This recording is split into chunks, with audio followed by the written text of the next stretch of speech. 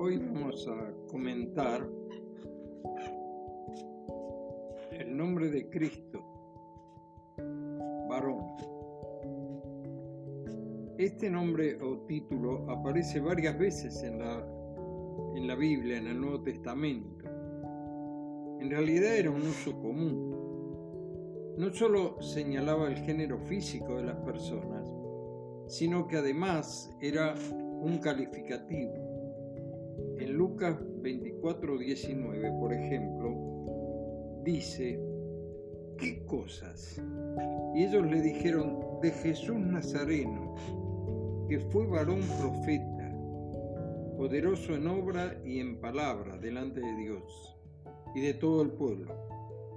Este era el concepto que tenían los dos discípulos desalentados. Algunos hablan de que era un matrimonio, Cleofas y su mujer, a pesar de que habían escuchado que el Señor había resucitado ese mismo día.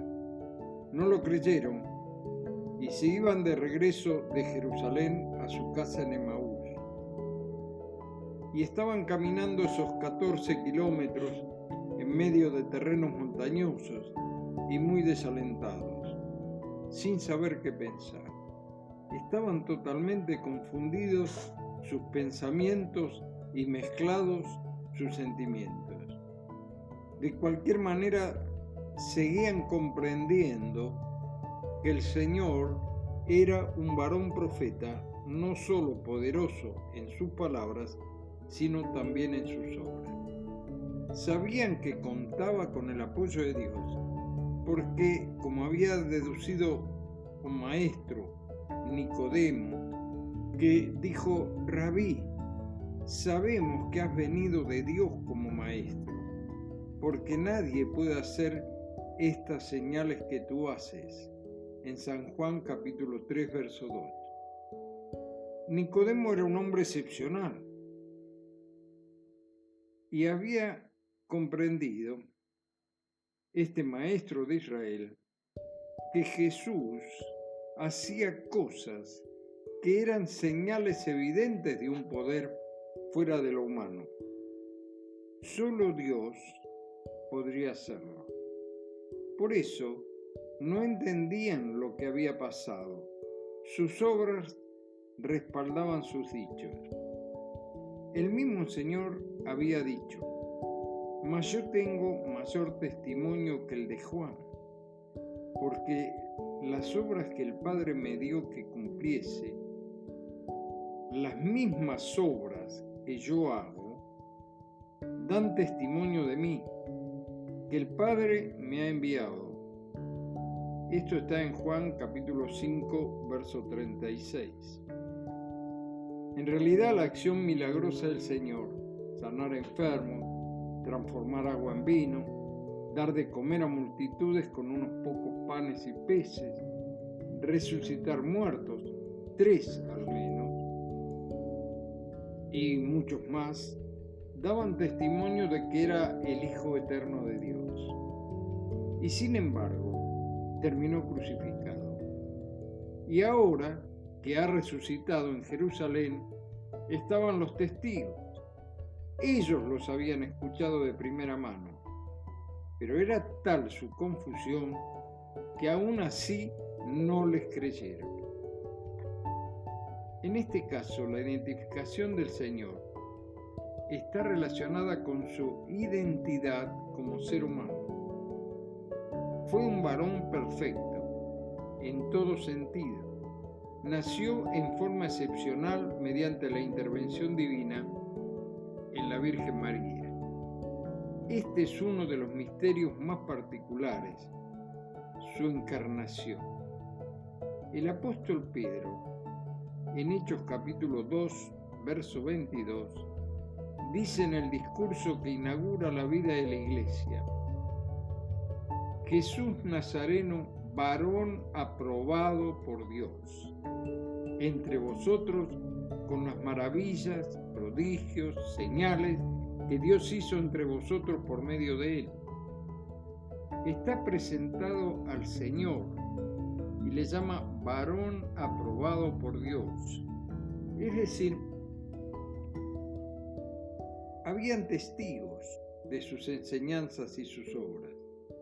Por eso dice en su discurso: este Jesús a quien vosotros crucificasteis, Dios le ha hecho Señor y Cristo.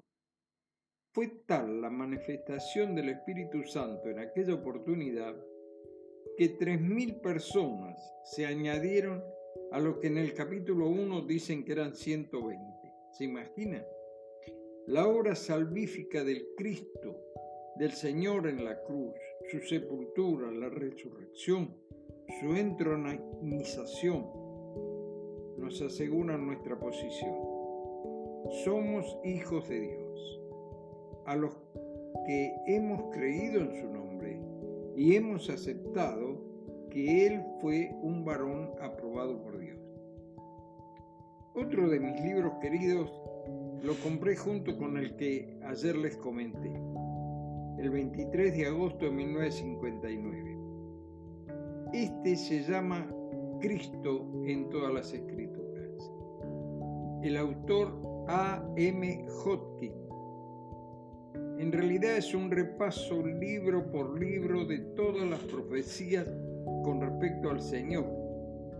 Y dice en el prefacio: cuando leemos algún pasaje del Antiguo Testamento, ¿cuántas veces nuestros ojos están embargados y solo vemos a Aarón el sacerdote, a David el pastor, a Salomón el rey?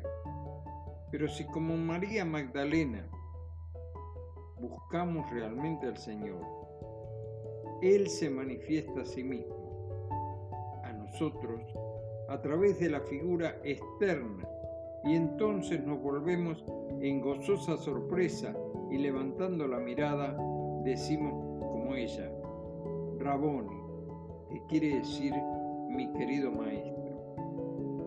A medida que seguimos buscando, le encontramos en los lugares del Antiguo Testamento en que menos esperábamos hallarlo, hasta que todo se ilumina con la gloria de Dios en la faz de Jesucristo.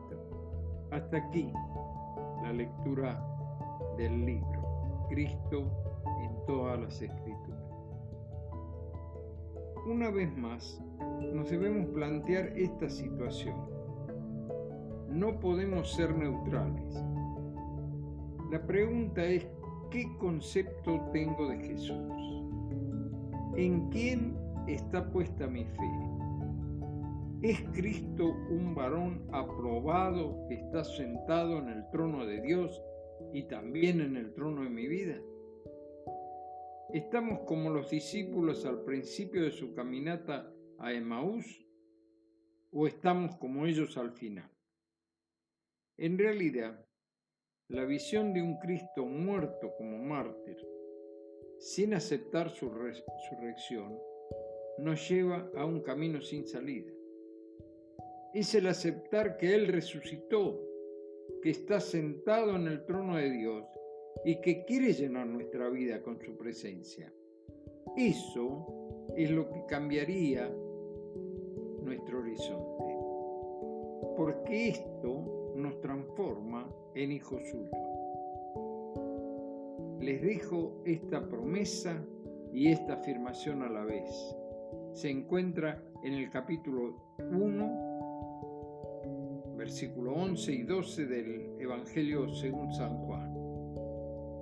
A los suyos vino, y los suyos no le recibieron.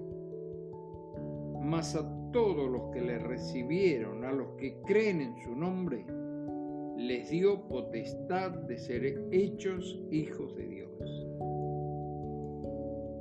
Les repito la cita: Juan capítulo 1, versículos 11 y 12.